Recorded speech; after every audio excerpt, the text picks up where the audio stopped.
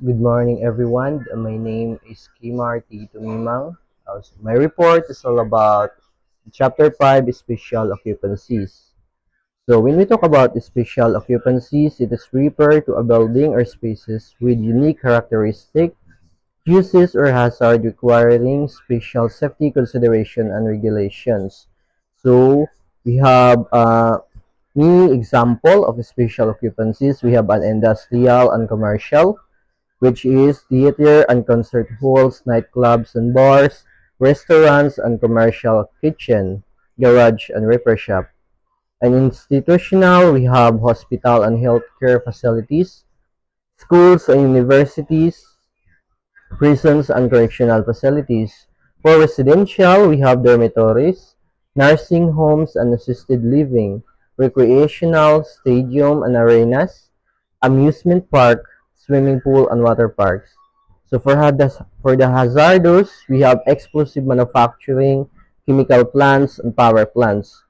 So these are the special occupancies required. So special occupancies means to enhance fire safety measures, specific building codes, regular inspections, emergency response plans, specialized insurance coverage.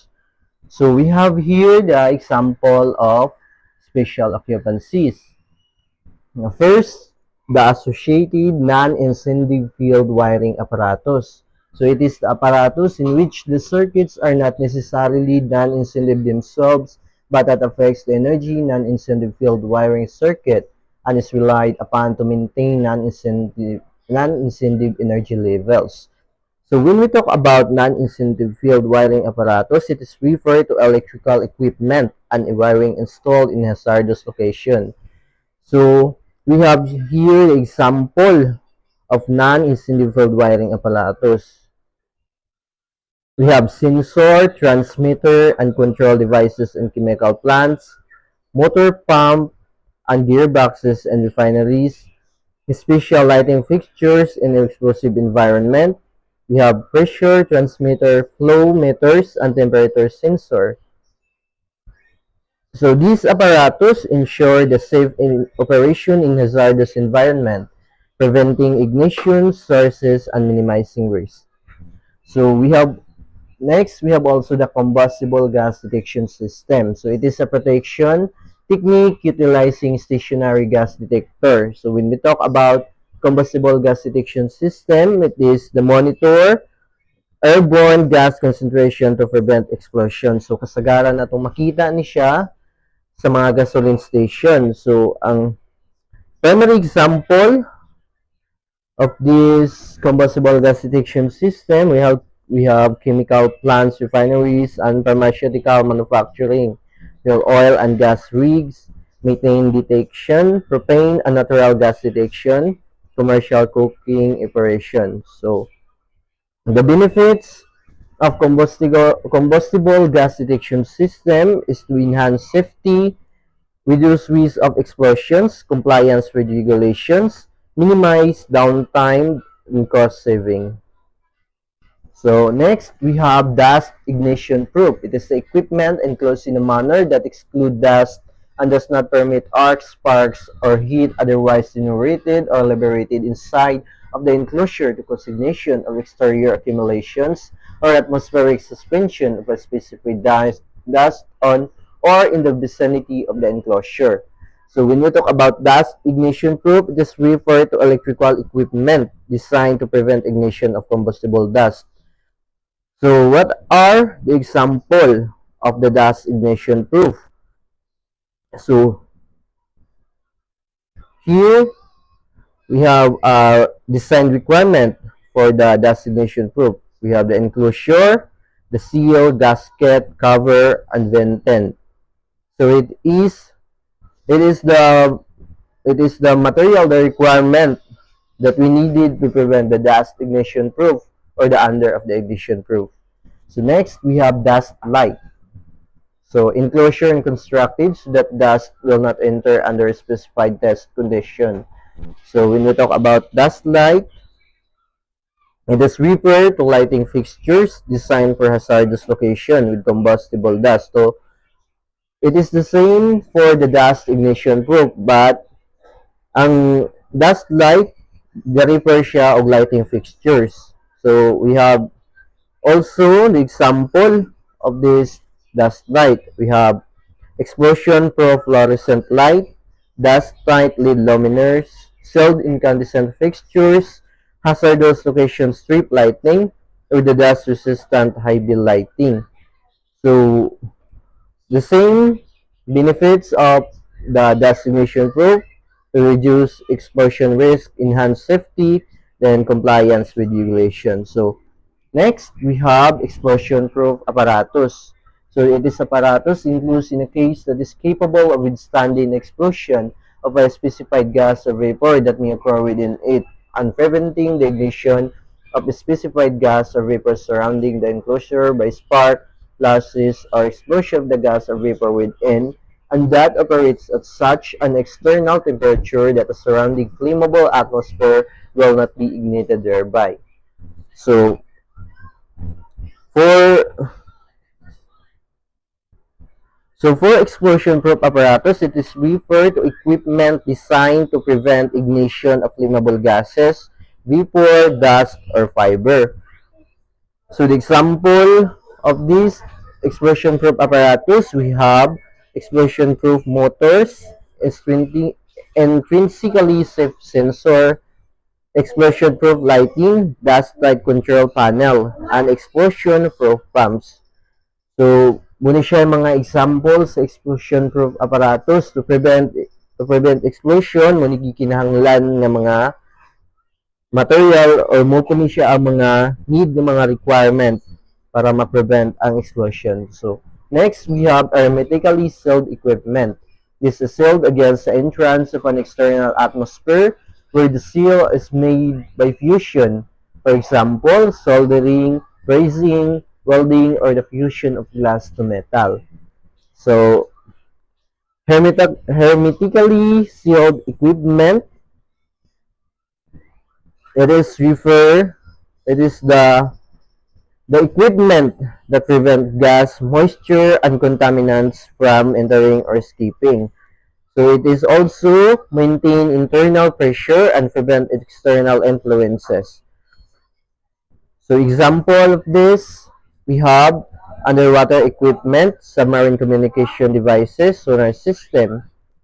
Then the space application, we have satellite component, spacesuit, and we have also the high vacuum equipment. We have vacuum pumps, chamber, and explosive environment, chemical plants, oil, or refineries. So next we have oil immersion. So it is the electrical equipment immersed in a protective liquid in such a way that an explosive atmosphere that may be above the liquid or outside the enclosure cannot be ignited. So when we talk about oil immersion, it is referred to submerging electrical equipment in oil. So to prevent arcing, reduce spark or risk, or suppress explosion, so absorb energy, lower the temperature, and sells equipment. So example of this oil immersion, we have the transformer or the switchgear, the capacitor, reactors, electrical distribution equipment. So the types of oil, we have also the mineral oil, synthetic oil, or silicone oil. So when we talk about mineral oil, muna siya ang mga common nga ginagamit. So when we talk about synthetic oil, we have higher thermal stability. So next we have purge and pressurize. So when we talk about purging, it is supplying an enclosure with a protective gas at a sufficient flow and positive pressure to reduce concentration of any flammable gas vapor initially present to an acceptable level. So purging, it is referred to removing hazardous gases, vapor, or dust from enclosure or system. So the safety benefits is to reduce explosion risk, prevent fire hazard, eliminate toxic gases, maintain safe oxygen level. So the example of this, we have the electrical enclosure, purging before maintenance or repair, the chemical processing, purging reactors, tank, and pipelines, For oil and gas, purging storage tanks and pipelines. Pharmaceutical manufacturing, purging equipment and vessel. Aerospace, purging fuel tanks and system. So, next, the pressurization. It is the supplying an enclosure with a protective gas with or without continuous flue at sufficient pressure to prevent flammable gas, vapor, so a combustible gas or an ignible fiber to enter. So when we talk about pressurization, it is involves maintaining a safe internal environment. So we have the two types of pressurization. We have positive pressurization. So it is the maintaining internal pressure higher than external pressure. We have also the negative pressurization, maintaining internal pressure lower than external pressure. So we have a method of pressurization. So air pressurization, nitrogen pressurization, purge pressurization. So example of pressurization, we have electrical enclosure to pressurize to prevent dust and moisture entry. We have pressurized to maintain safe atmosphere, pressurized to prevent chemical contamination, pressurized cabins and fuel tanks. So next, we have non-incendive circuit.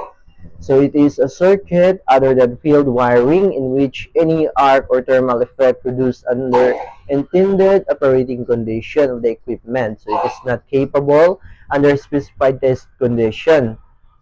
The flammable gas, air, vapor air, or dust air mixture. So non-incendive circuit, it is the electrical circuit designed to prevent ignition of flammable gases, vapor, or dust. So, example of this, the sensor, the temperature, the pressure. So, we have also the hazardous location lighting, the emergency shutdown valves, woodworking, pharmaceutical applications. So, So in the industries, under the non-incentive circuit, we have oil and gas, chemical processing, pharmaceutical, food processing, mining, woodworking, aerospace. So next, we have the non-incentive equipment. So equipment having electrical electronic circuitry that is incapable under normal operating condition of causing ignition of a specified flammable gas, air, vapor, air, dust, or mixture due to rising on thermal means. So, same ra sila sa non-incentive circuit. But, ang nakalahian nila, kay ang non-incentive circuit, nagkuhan man siya og thermal effect na mag-produce under intended operating condition of the equipment. So, dili siya capable. But, ang non-incentive equipment, so, nagkuhan siya, nag-undergo siya sa normal operating condition nga magka-cause of ignition of specific flammable gas or vapor air or dust air mixture due to arcing or thermal means.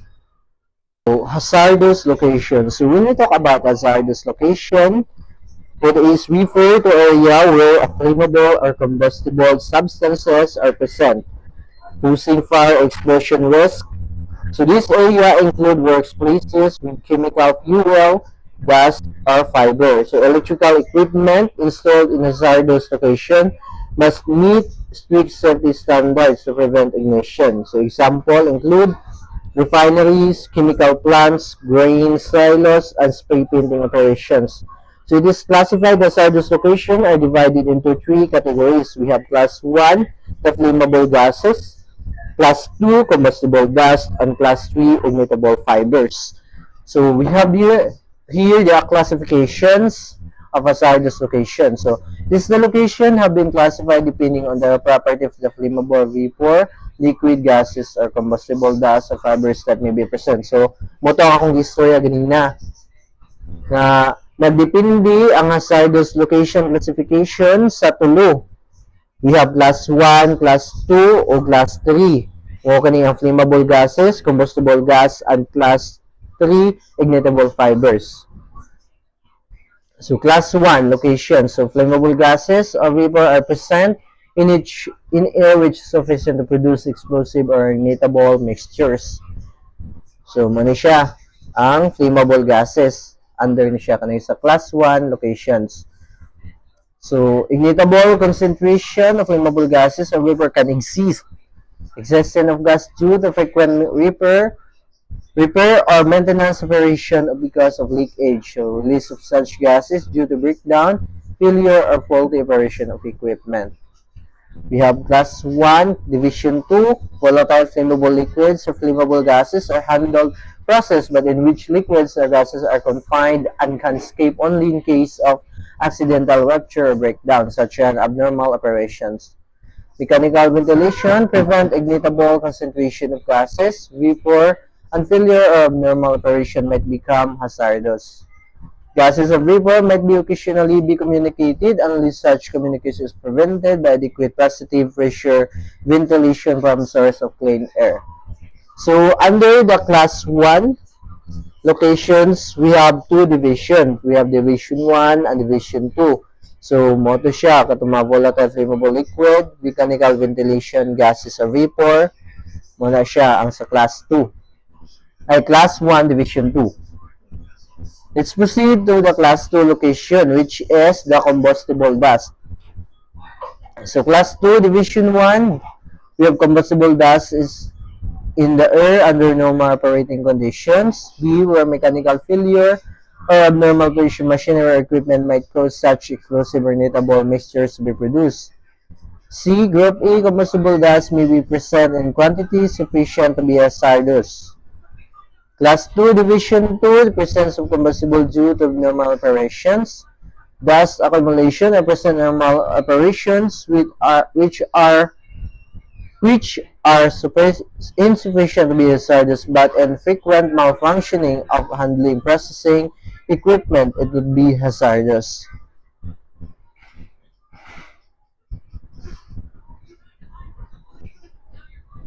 So next. So class 3 locations. So this is a location that has the presence of ignitable fiber or flying. So muna yung gingon ganina ang class 3 ignitable fibers. So class 3 division 1 ignitable fibers are handled, manufactured, or used. Class 3 division 2 ignitable fibers stored, handled, and manufactured. So we have here the material groups. So naman pa sa classification of hazardous locations. So let's proceed to material groups. So when we talk about material groups, under sa material groups, morning MASG, maximum experimental safe gap, MIC, minimum igniting current ratio. So material groups, so when we talk about material groups, it is material group categorized substances by explosive flammable properties, guiding safety protocols and equipment requirements. So international standard, we have IEC, NFPA, define these groups. Groups AD classify gases. We have also the acetylene, hydrogen, propane. For groups AG, categorize dust, metal, carbonaceous, non-conductive. So the classification determine hazardous location designation, equipment selection and safety procedure. Regulatory compliance rely to an accurate material grouping, proper classifications, prevents electrical ignition and explosions. So when we talk about MASG or the maximum experimental safe gap, it is the maximum gap width between two electrodes that can prevent an electrical spark or arc from igniting a flammable mixture. So the factor influencing MASG is the gas or vapor, temperature, pressure, and humidity.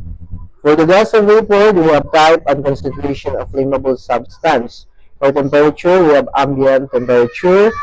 For the pressure, we have atmospheric pressure and the humidity or moisture content.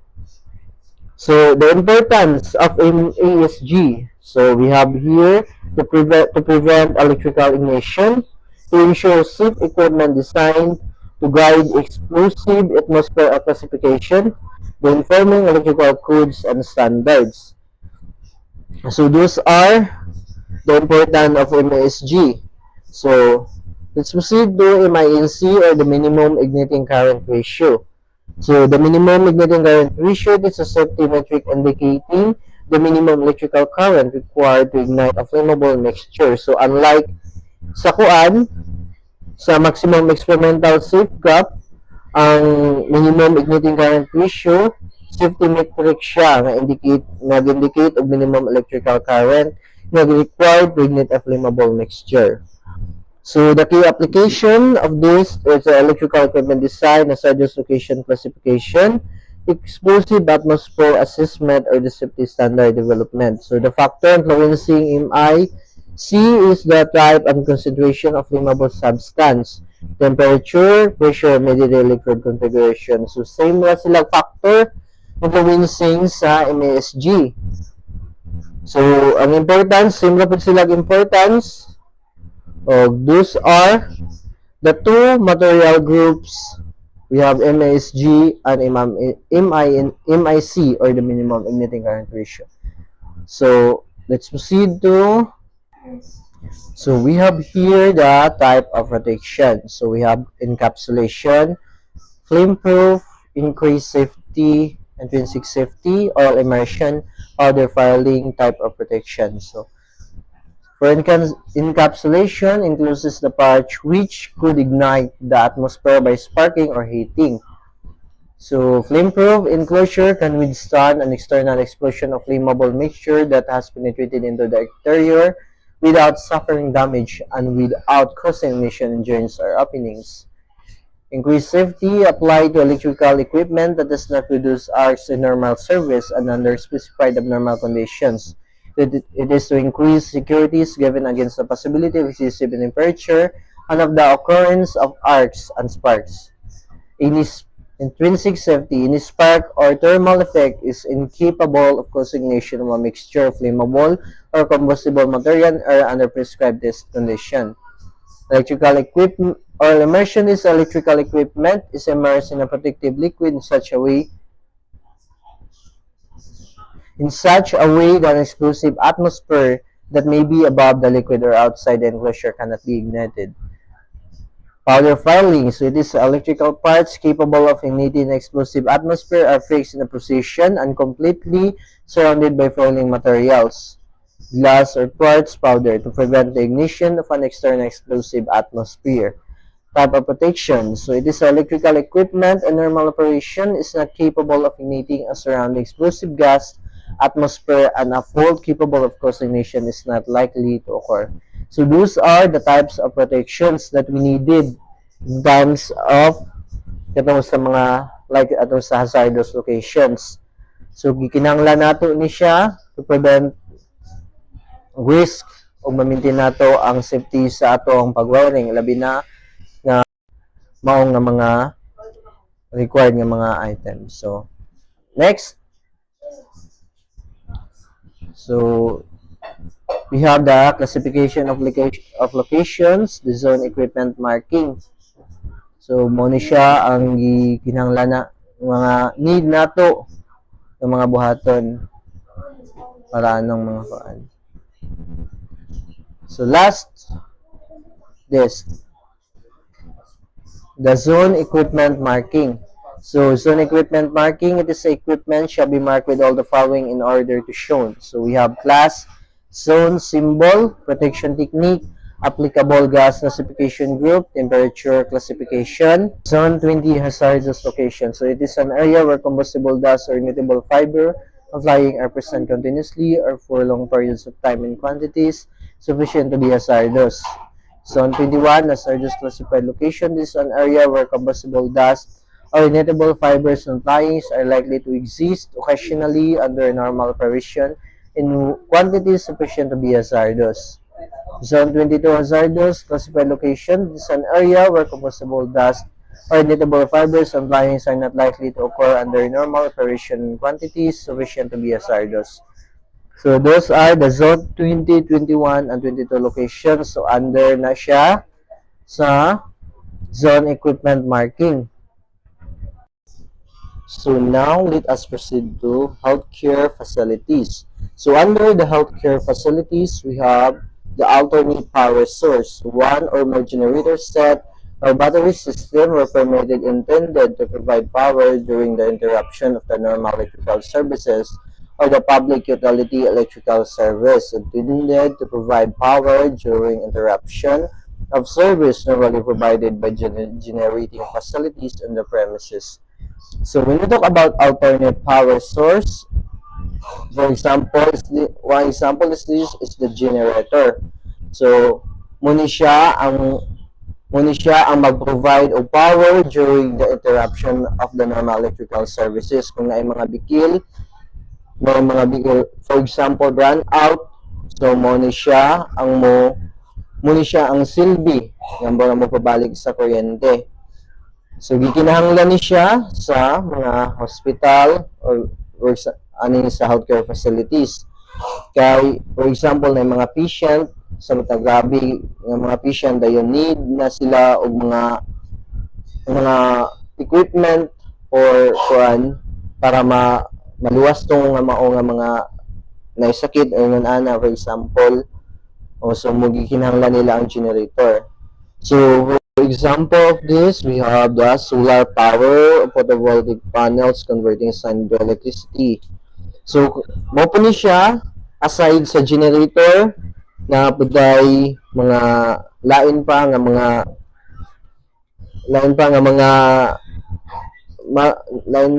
mga sources para sa kuan para ma-save ang kuryente para makaiwas ka o mag-provide siya of power during sa mga interruption. We have the solar power, wind power, hydroelectric power, geothermal power. So dili na kayo ni-explain kay not necessary po ni siya para ni sa kuan kay kasagarang ginagamit sa healthcare facilities sa alternate power source kanira gid siya ang generator. So next we have the ambulatory healthcare facility. It is a building or part thereof used to provide services or treatment to 4 or more patients at the same time. So familiar na kayo sa TUA kaning ambulatory healthcare facilities kay ang iyang kay nag-provide siya services or treatment to 4 or more patients. So kani siya mga dinalian ni siya sa mata ng mga disgrasya nga pinakalit nga disgrasya kanang mga ginakargag ambulance. So idungan na nila da usa nila na kanang mga bago nga mga patients para mausa na sila og tambal. So we have also the critical branch. So it is a subsystem of the emergency system consisting of feeder and branch circuits supplying energy to task illumination. So special power circuits and selected receptacles serving areas and functions related to patient care and which are connected to alternate power source by one or more transfer switches during interruption of the normal power source. So critical branch, siguro dili pa kayo familiar sa ato kaning critical branch, pero part ni siya sa healthcare facilities kay siya mo'y nag-supply og energy to task illumination. So bali siya mo'y gigikanan sa tibuok kuryente nga na for example sa hospital siya mo'y pinaka didto na butang tanan ang mga special power circuit and selected receptacle. So kasagaran nimo makita ang critical branch na sa mga serving area nga didto alternate ang mga power source o i-transfer mga switches during interruption of the normal power source. So example of critical branches, we have the life support system, operating room lighting, intensive care unit or the ICU, the pharmacy refrigeration. So the medication storage. So next, we have the electrical life support equipment. So it is an electrically powered equipment whose continuous operation is necessary to maintain a patient's life. So familiar na po guys sa ato aning electrical life support equipment. So example na ni mao na ang oxygen. So nagabi na kayo ang usa ka pasyente nagisakay pa lang sa ambulance. Muna siya example. Pinaka main example na siya kanang oxygen.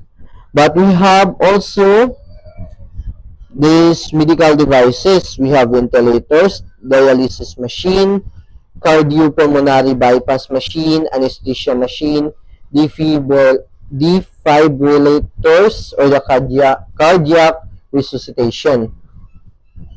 We have also the respiratory care. We have oxygen concentrator, or the CBEP, or the BPAP machine, the mechanical ventilators and nebulizers. So for the cardiovascular support, we have pacemaker, implantable cardioverter defibrillators.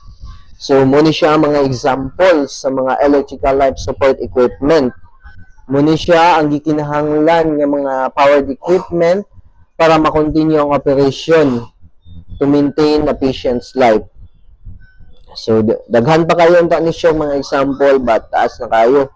So, muna to siya ang pinaka-main nga example ang electrical life support equipment. Kato mga sa ICU. So, we have also the emergency system. So, it is a system of circuit and equipment intended to supply alternate power to a limited number of prescribed function vital to the protection of life and safety. So when we talk about emergency system, it is to ensure public safety and facilitate rapid response during crisis. So, example of this emergency system, we have fire alarm system, the automatic detection and notification, emergency lighting, exit routes, stairwells illumination, smoke extraction system, or sprinkler system, the fire suppression. So, under the emergency system, we have also katong ganina nga atong gikuan katong alternate power source. Under yapon siya sa emergency system, the generator or the UPS, uninterruptible power supply, the battery backup system. So, need yun ni siya para sa mga healthcare facilities kay para ma-prevent nato, ma-maintain nato ang patient's life or mga kinabuhi sa tong pasyente nga dili ta mag like anang daghan na kayong mga kuan nga response sa kuan ng mga pasyente. So we have also the healthcare facilities. So it is a building, a portion of building in which medical, dental, psychiatric, nursing, obstetrical, or surgical care are provided. Healthcare facilities include but are not limited to hospital, nursing homes, limited care facilities, clinics, medical and dental offices, and ambulatory care center, whether permanent or movable. So, healthcare facilities, muna ni siya, under na niya tanan. Katong gikan na itong gina-explain ako ganina. So, let's proceed to a hospital. So, familiar po nato yung hospital. So, it is a building or part thereof used for the medical, psychiatric, obstetrical, or surgical care on 24-hour basis of 4 or more inpatients. So, hospital shall include general hospital, mental hospital, tuberculosis hospital, children hospital, and any such facilities providing inpatient care. So, hospital, familiar na po sa atua. So, let's proceed to isolation transformer. So, isolation transformer, it is a transformer of the multiple winding type with the primary and secondary windings physically separated, which and actively couples secondary winding to the grounded feeder system that energizes primary winding. So, mo po ni siya, dili po kayo siya familiar, but isolation transformer. So, a transformer of the multiple winding type. So, ang atong hibaon nga transformer, kanang sa mga poste na ginagamit na mag-provide og multiple winding type. Mag-provide na siya og kuryente nga na sa primary, secondary, ug higher nga kuan o pinakakusog nga kuryente. So, ang isolation transformer, mura gini siya ang transformer nga ginagamit sa hospital. Bali, kani siya, usa ra ang gikontrol niya, mura ang hospital nga nagkuan siya na gamit siya og inductively coupled, so mo ni siya ang secondary winding to the grounded feeder system. So when we talk about grounded feeder system, it is a system provide efficient, safe, and reliable electrical distribution, minimizing risk and downtime. So mo po ni siya ang mag-supply, mo ni siya ang mag-supply sa transformer para ma-prevent o ma-energize ang primary winding. So, let's continue to the patient vicinity. So, in an area in which patients are normally cured for the patient vicinity is the space with surfaces likely to be contacted by the patient or an attendant who can touch the patient. So, typically in patient room. So, this includes a space within the room not less than 1,800 millimeter beyond the perimeter of the bed in its nominal location and extending vertically and not less than 2,300 millimeter above the floor. So, patient vicinity. So, muna siya ang area nga dito nato ibutang ang mga pasyente. Ang mga ginatambalan dito na tanan. Nga dito po ang mga like mga nurse nga dito sila mag-conduct sa ilang mga check-up. So, patient vicinity, mga butangan ani sa mga pasyente. Goods. So, let's proceed to general care areas. So, we have patient bed location receptacle, pediatric location. So, when we talk about patient bed location, it shall be supplied by at least 2 branch circuits, one for the emergency system and the other for the normal system. So, ang patient bed location di ay kinahanglan gid siya supplyan at least 2 ka branch circuit. So, usa sa emergency system ug ang usa para sa normal system. So, the patient bed location receptacle, it shall be provided with a minimum of 4 receptacles, either a single or duplex types or a combination of both. All receptacles with 4 or more shall be listed. Hospital grade, and so identified. So, kinahanglan po di ay nga nagyud sa minimum nga i-provide nimo nga mga receptacle para sa patient bed location. So, sa pediatric location, so it is a receptacle located within the room, bathroom, play rooms, activity rooms, and patient care areas of pediatric ward shall be listed tamper resistant. So, mo ni siya ang receptacle nga sa gikanugupan dito sa mga room, bathrooms, playrooms, activity rooms. So, dito pa naman yung makikita. So, next, we have the critical care areas. So, the patient bed location branch circuit. It shall be supplied at least 2 branch circuit, one for the emergency system and the other for the normal system. At least 1 branch circuit for emergency system shall supply an outlet only at the bed location. So, patient bed location branch circuits, same na siya sa general care areas. Kinahanglan mo siya 2 branch circuits. Usa sa emergency system and the other for the normal system. Stop sa log. Ang nakalahi lang sa general care areas ng patient bed location kay wala siya 1 branch circuit from emergency system nga shall supply an outlet only at the bed location. So, muni ang wala dito sa general care areas. So, number 2, patient bed location receptacle. It shall be provided with a minimum of 6 receptacles unlisted, hospital grade. Each receptacle shall be grounded by copper equipment grounding conductor. So, same ra sila sa general care areas aning sa patient bed location receptacle. But, need yun siya og 6 receptacle. Kaya ang dito sa general care areas, the minimum niya ang 4 ka receptacle. But diri, ikinahanglan gyud unom. Kaya naman sa critical care areas. So next, we have the patient vicinity grounding and banding. So optional. So it is an equipment banding jumper that's smaller than 5.5 millimeter then 2.6 millimeter diameter shall be used to connect the grounding terminal of receptacles.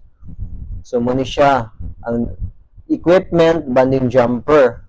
So muna siya jumper din siya para ma-prevent ang kuan, para ma-prevent to connect the grounding terminal of receptacles. We have also the special purpose receptacle grounding equipment grounding conductor for special purpose receptacles such as operation of mobile X-ray equipment shall be extended to the reference grounding points of the branch circuits. So napunta yung special purpose receptacle grounding. Muna siya ang ginagamit pag may operation like sa X-ray to extend the reference grounding points of the branch circuit. Next, we have ground fault circuit interrupter. Interrupter protection for personnel. This ground fault circuit interrupter protection for personnel shall not be required for receptacle installed in those critical care areas where the toilet and basin are installed within the patient room.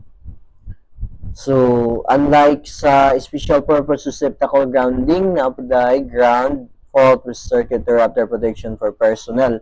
Pero kadto kaning gisgutan kaning sa patient bed location, so gikan sa number 1 to number 4 mo ni siya sa mga patient. Kani siyang kuan kaning ground fault circuit interrupter protection para pa ni siya sa mga personnel. So next, we have the transfer switches. So each branch of the emergency system and each equipment system shall have one or more transfer switches. One transfer switch shall be permitted to serve one or more branches or system in a facility with a maximum demand on the essential electrical system of 150 kVA. Transfer switches. So mo ni siya ang, for example, kadang 3-way switch. Ginagamit yun ng mga 3-way switch sa emergency system. Kaya mo na siya ang para dili na ka magbalik-balik. Like, nas taas ang mga pasyente, dayon need nimo, for example, na brand out, need nimo pasigaon ang maong room nga na mga patient dito ay sa generator pwede na mga automatic on ang diri sa ubos dito sa taas mo na gamit sa 3-way. So muna yung example ani nga transfer switches mo ang 3-way switches, pero magkinahanglan gyud siya og essential electrical system of 150 kVA. So maximum gyud ni siya kay sa healthcare facilities under man siya subplan. So, task elimination and selected receptacles for critical branch. So, this is a critical branch of the emergency system shall supply power for task elimination, fixed equipment, selected receptacles, and a special power circuit serving the following areas and function related to patient care. So, number 1, critical care areas that utilize anesthetizing gases. Number 2, the isolated power system in a special environment. Number 3, patient care areas, the task elimination and selected receptacles in the following. So under the patient care areas, we have infant nurseries, medication preparation areas, pharmacy dispensing areas, selected acute nursing areas, psychiatric bed areas or the dormant receptacles, ward treatment rooms, nurses stations. So, muna siya ang under sa patient care areas. So, number 4, we have additional specialized patient care task elimination and receptacles where needed. So, number 5, nurse call system. Number 6, blood, bone, and tissue banks. Number 7, telephone equipment rooms and closets. Number 8, task elimination selected receptacles and selected power circuits for the following. So, like sa number 3, patient care areas, napoy under name task elimination, selected receptacles, and selected power circuits for the following. So, We have general care beds, at least one duplex receptacle per patient bedroom, angiographic labs, cardiac catheterization labs, coronary care units, and hemodialysis room for or areas. So, muna siya ang under sa task illumination. So, next, we have additional task illumination receptacles and selected power circuits needed. So, muna siya ang pinaka-last kaning additional task illumination receptacle and selected power circuits needed. So, continue ta sa assembly occupancies. So, ang under sa assembly occupancies, we have multiple occupancies. So, it is the occupancy of any room or space for assembly of 100 persons or more. So, under niya, we have a theatrical areas. So, these are any such building structure or portion thereof contains a projection booth or stage platform or area for the presentation of the theatrical or musical productions. So, mo po ni ang under niya sa assembly occupancies. So, armories, assembly halls, auditoriums, bowling lanes, club rooms, conference rooms, courtrooms, dance halls, dining and drinking facilities, exhibition halls, gymnasium, mortuary chapel, multi-purpose rooms, museum, place of awaiting transportation, places of religious worship, sports rooms, restaurants, and skating rinks. So these are the under of assembly occupancies. So when we talk about the assembly occupancies, muna siya ang mga lugar or space or room na pwede ang 100 persons or more. So kani siya mo mga example. So we have the under of the assembly occupancies, we have the temporary wiring. So flexible cables and cord approved for hard or extra hard usage shall be permitted to be laid on floors where protected from contact by general public. Wiring in general, the fixed wiring method shall be metal wristway, flexible metal wristway, non-metallic wristway, in case in not less than 50 mm of concrete, type MI, MC, or AC cable with an insulated AGC. So, ang wiring general di ay gikinahanglan gyud nga kadtong mga metal wristway nga gamiton aning mga dagko nga mga theoretical area. Gikinahanglan gyud katong mga extra hard usage ng mga flexible cable and cords. So mo po ni ang yang minimum nga gikinahanglan para ma-prevent nato ang safety sa mga lugar. So next, sa theater, audience area of motion picture and television studios, performance area, and similar locations. So, muna siya ang mga material o mga equipment nga need nato ay pangbutang para ani yung mga under sa assembly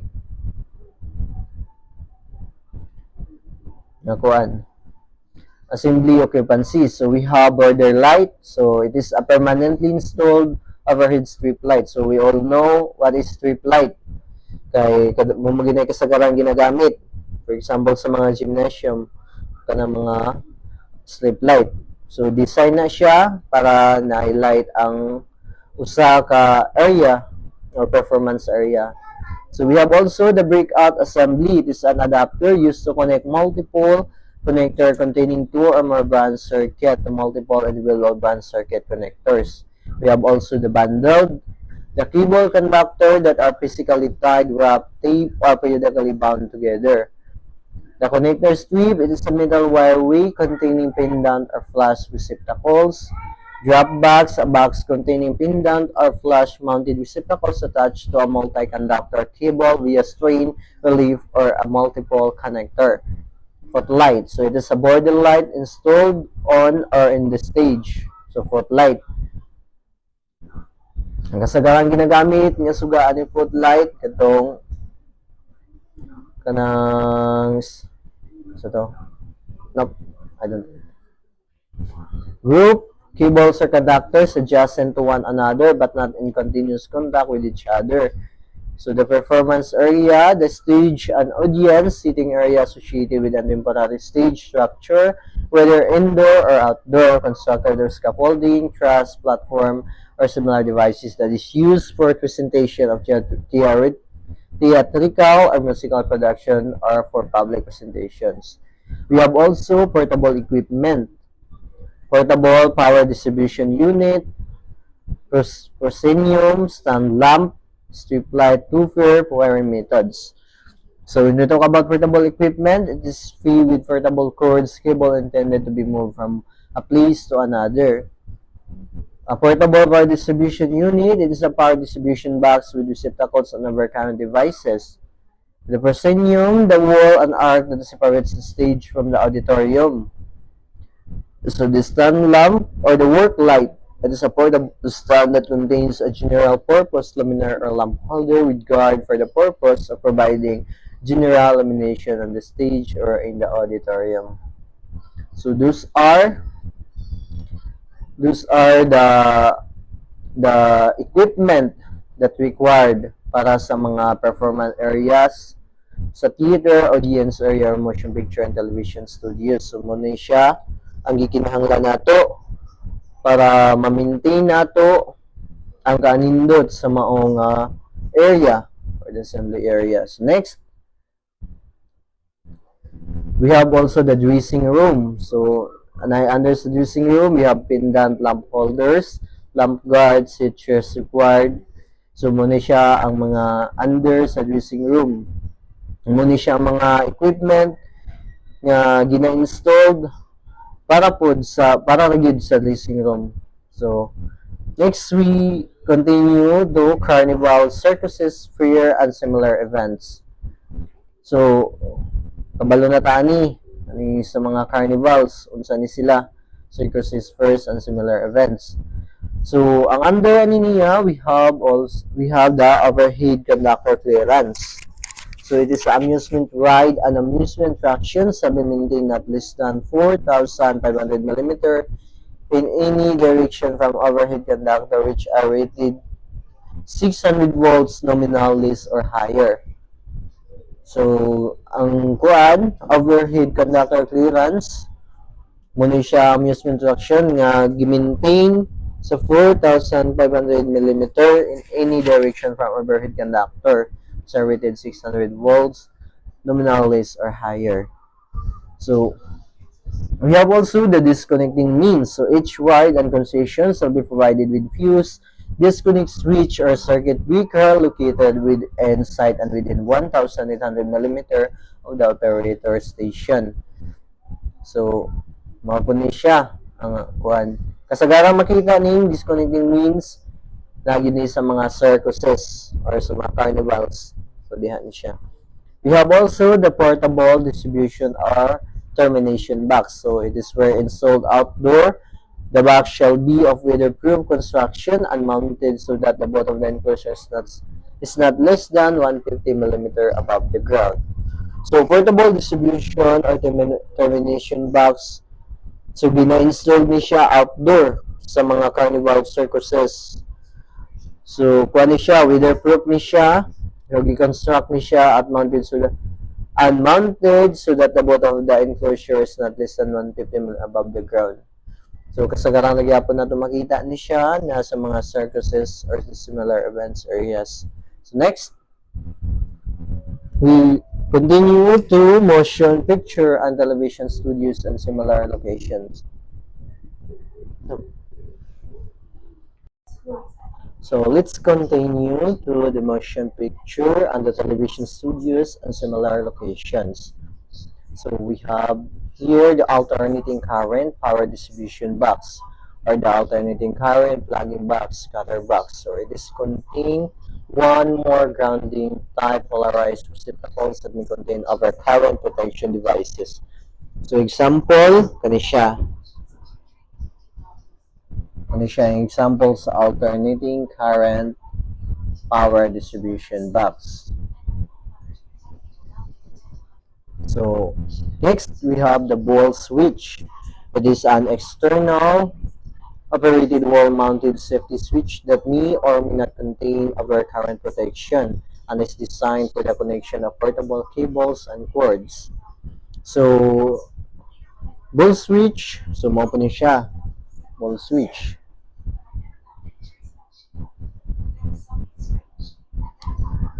So, we have also the location board or the use board. So, it is a portable equipment containing a lighting conductor or the conductor that our current protection. So, example of this. So, ang location board, it is designed for remote control of stage lighting. So, example of this, kani siya. Dili kayo siya, klaro sa kuan. So, diha nakabutang ang mga, like, planning sa kuan. Kung asa dapat i-locate ang mga sa kuan, ang use board. So, we have also a plugging box. It is these devices consisting of one or more two-pole, two-wire, non-polarized, non-grounding type receptacle intended to be used on DC circuits only. So, muna siyang device na nag-consist of one or more two-pole or two-wire or non-polarized. So, example of this is yun ano siya. Like, kuan, mura siya o ito na siya.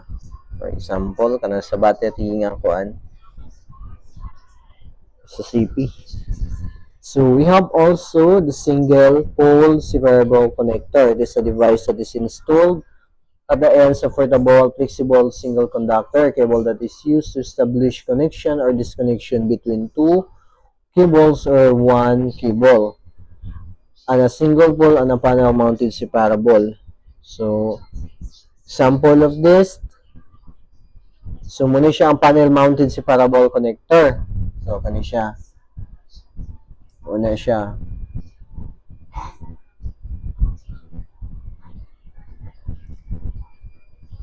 So, we have also the spider or the cable splicing block. So, it is a device that contains bus bars that are insulated from each other for the purpose of splicing or distributing power to portable cables and cords that are terminated with each single pole bus bar connector. So, example po na niya, aning spider cable splicing block, kani siya.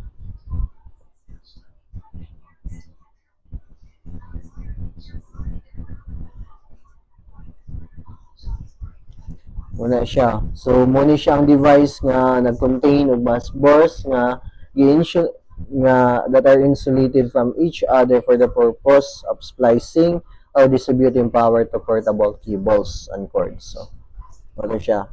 We have also the permanent wiring. It shall be type MC cable, type EC cable containing equipment grounding. So, sa atong example, dili nato may specified nga kung sabi siya MC cable type EC cable ba ni siya kung sa ni siya nga wiring materials kani siya. Pero sa akong pagkakuan lang pod, sa akong pagkabalo lang pod, basta yun ani EC cable ni siya.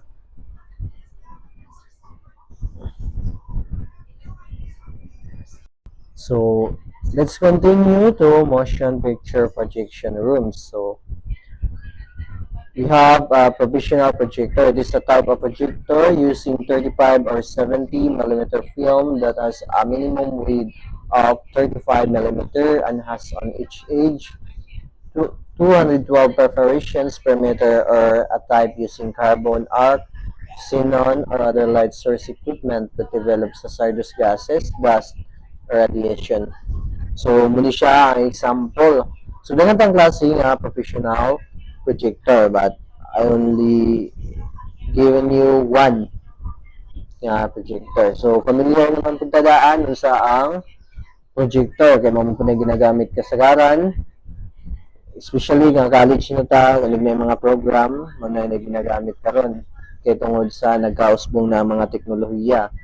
So, ang workspace na need para sa motion picture projection. So each motion picture projector, floodlight, spotlight, or similar equipment shall have clear working space not less than 800 mm wide on each side and at the rear thereof.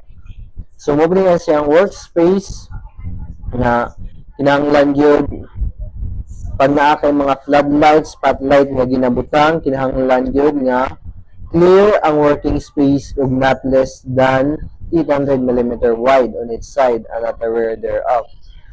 So kinahanglan dili siya duol, dili pud siya ingon nga layo. Bali na gyud siya standard size sa iyang kuan, dilayon sa iyang kuan. Morning 800 mm. So the conductor supplying output for arc and center projector of the professional type shall not be smaller than 8.0 mm per second. So and shall be of sufficient size for the projector employed. So naapod siya standard size sa conductor nga ginagamit para sa project, para kuanan sa mga projector.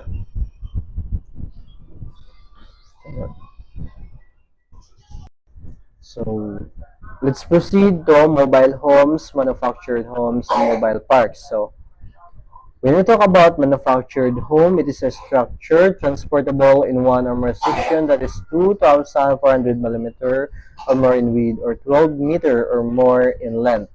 And the traveling mode or when erected on site is 30 mm per second or more, which is built on a chassis and designed to be used as a dwelling with or without permanent foundation when connected to the required utilities, including the plumbing, heating, air conditioning, electrical system contained therein. So when we talk about manufactured home, muna siya ang like anang sa kuan ga manufacture. So need yun na siya og mga standard nga mga electrical system or unsa pa na diha kinahanglan gyud na siya nga i-design nimo ang mao nga mga gi-required nga mga electrical system unit nga standard gyud siya to prevent sunog ug mag-maintain ang safety. So mobile home, so it is a factory assembled structure or structure transportable in one or more section. It is built on a permanent chassis and designed to be used as a dwelling without permanent foundation where connected to the required utilities, and that includes the plumbing, heating, air conditioning, electric system contained therein. So same ra sila sa manufactured home, same ra sila. So let's proceed to mobile home not intended as dwelling unit. It shall not be required to meet the provision for the number capacity of circuits required. So let's proceed to power supply. Feeder. It is not more than one listed 50 amperes mobile home power supply cord with an integrally molded or securely attached plug cap or a permanently installed feeder. So when we talk about feeder,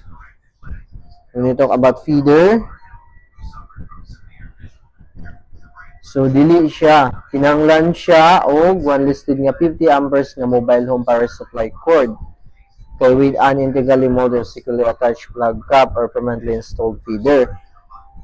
So muna example ano feeder.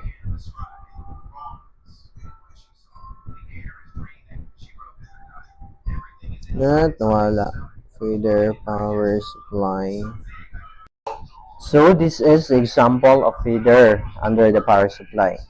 Siya.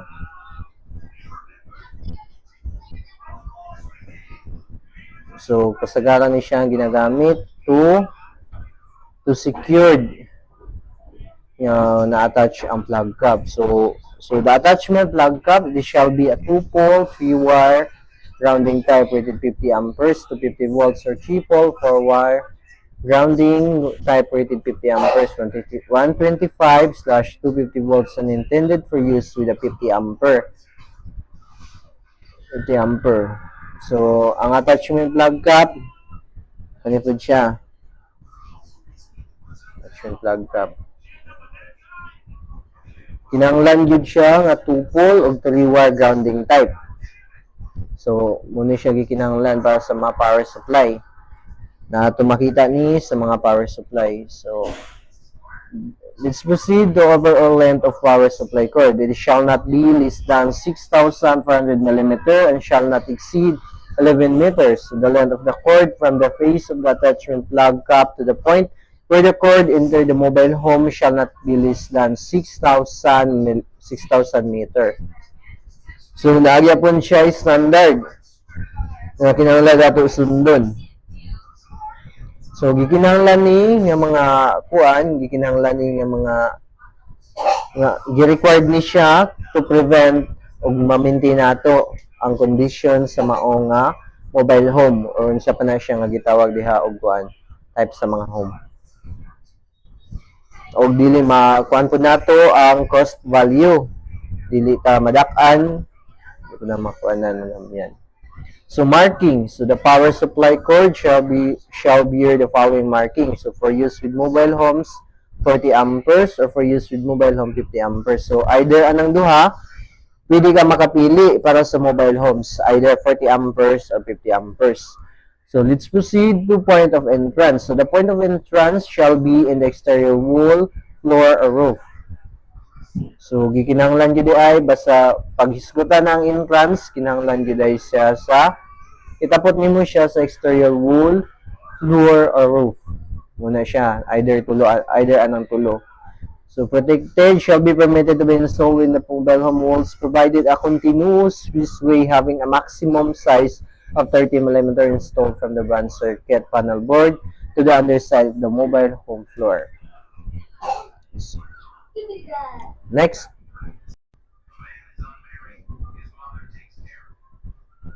So let's proceed to recreational vehicle. So it is the vehicular type unit primarily designed as temporary living quarters for recreational, camping, or travel use, which either has its own motive power or is mounted on or drawn by another vehicle. So the basic entities are travel trailer, camping trailer, truck camper, and motorhome. So we all know kung saan yung recreational vehicle.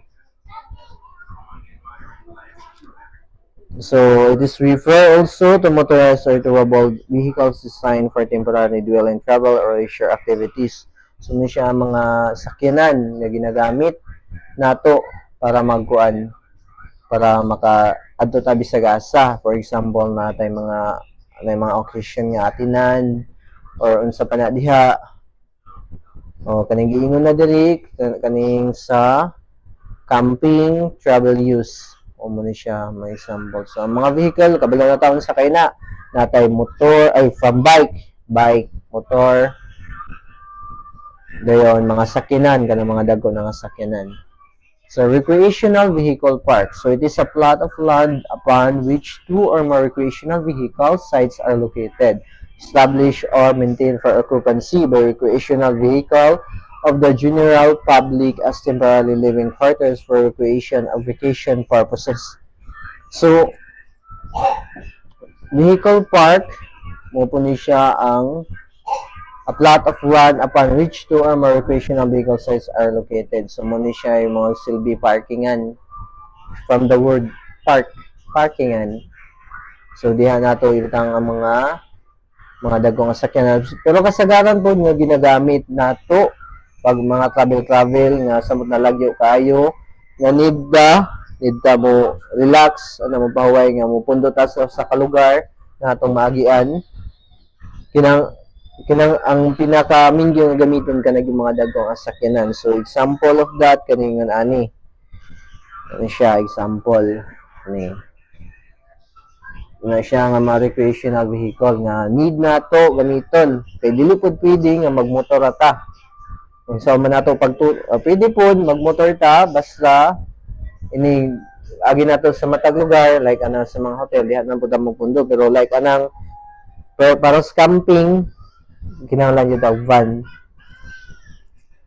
So it is main for connecting to power supply.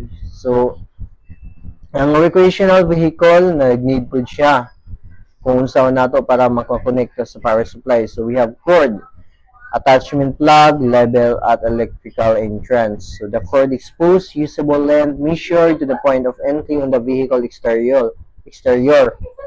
shall shall be a minimum of 7,600 millimeter where the point of entrance at the side of the vehicle, or shall be minimum 900 millimeter where the point of entrance is at rear of the vehicle.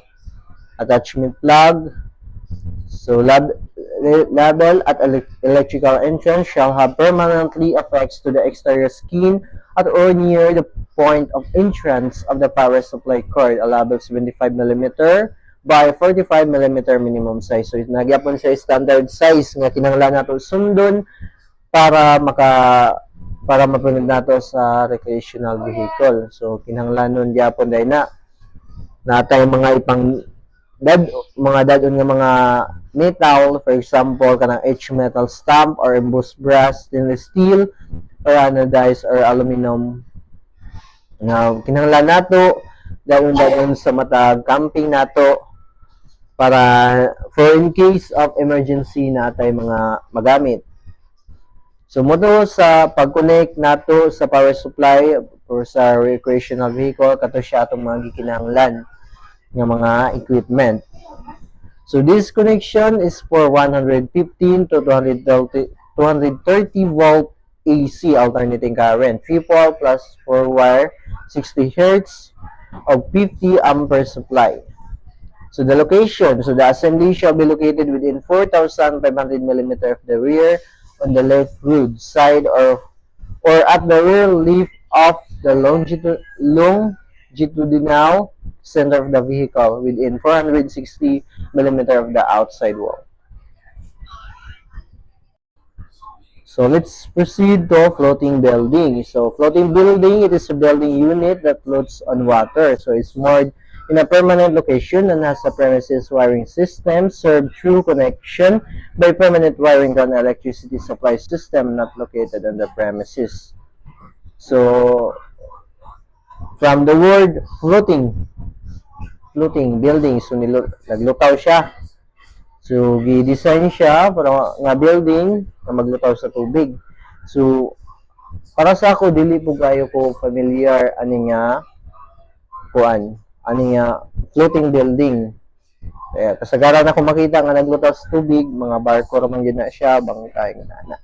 So floating building sugingon pa diari nga is moored kinahanglan gyud siya nga nasa permanent locations.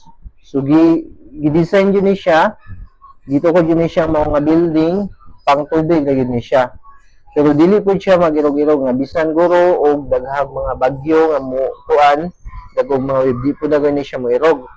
So ang ato lang ang gikuan ani ang buot ipasabot ani nga kung ang premises sa wiring system sa mao nga building. So ang ingon diri that it is as a premises wiring system served through connection by permanent wiring to an electricity supply system not located on the premises. So the location of service equipment shall be located adjacent to but not in or on the building or any floating structure. Napod siya feeder conductor, so each floating building shall be supplied by a single seat of feeder conductor from its service equipment. So mao ni siya ang under sa floating building na siya location of service equipment na po siya feeder conductor. So dili wala po kay ko ingon nga ma-explain ani about ani nga koan kay di po kay ko familiar din wala po kay ko research about ani nga na. So let's proceed to marinas and boatyards. So, marine power outlet, it is an enclosed assembly that can include reciprocal circuit breaker, fuse switches, fuses, watt-hour meter, and monitoring means approved for marine use. So, same ra sila pag mag-wiring ka sa balay kay mag-need yapon siya og reciprocal circuit breaker, fuse switches, watt-hour meter. So, ang naka-advantage lang ano niya kay na siya mga fuse switches. Kay ang pangbalay good ng mga kuan, sa karon ang ginagamit na lang ron, sa mga nang ginagmay nga balay, ang mga circuit breaker na lang. Wala na kay, di na kay tauso ano sa mga fuse switches. So, the marinas and boatyards na sa under niya na distribution system. It is yard and pier distribution system shall not exceed 600 volts face to face. We have also the electrical connection. So all electrical connections shall be located at least 300 millimeter above the deck of the floating pier.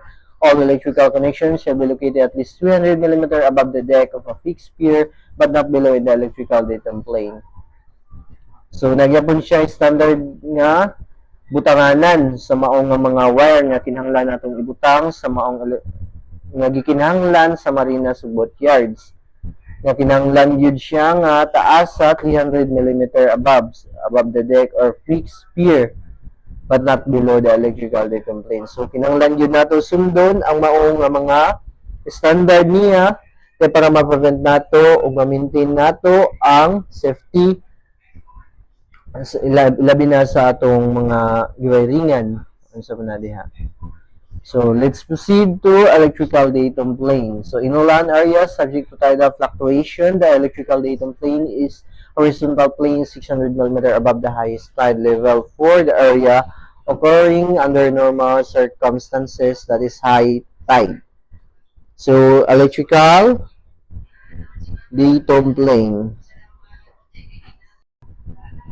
Datum plane. So in land areas subject to tidal fluctuation, the electrical datum plane is horizontal plane 600 mm above the highest tide level for the area. So when you talk about datum plane or electrical datum plane, so in marinas and boatyards, the electrical datum plane ensures safety and efficient electrical installation. So we have here the safety considerations.